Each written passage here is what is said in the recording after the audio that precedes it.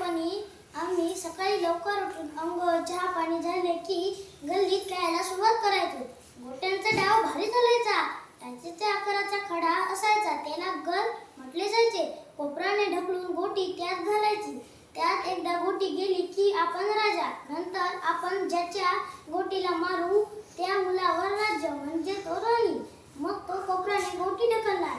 असा हा राजा राणीचा खेळ शाळेची वेळ होईपर्यंत चालायचा. घरी जाऊन जेवण करून शाळेत पळायचो. खेळ खेळून मातीने मळलेल्या आमच्या पायांबद्दल कोणी काही विचारत नसे. गोट्यांमध्ये अजून काही दुसरेही खेळ होते.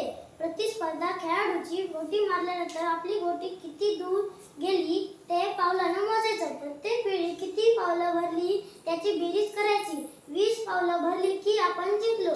या खेळाला 20 पावली असं म्हणत. क्षमेचा परिणाम.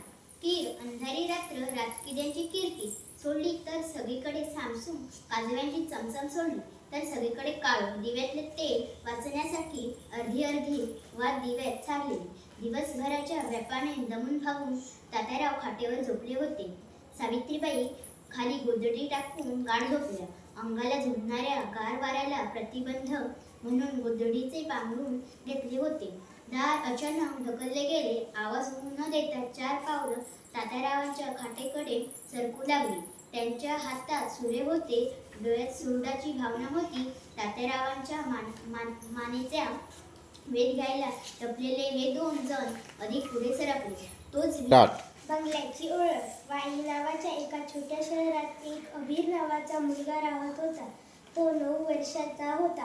हुशार, चुणचुणीत, हजरजबाबी, खोडकर आणि थोडासा उतावळ्या स्वभावाचा होता.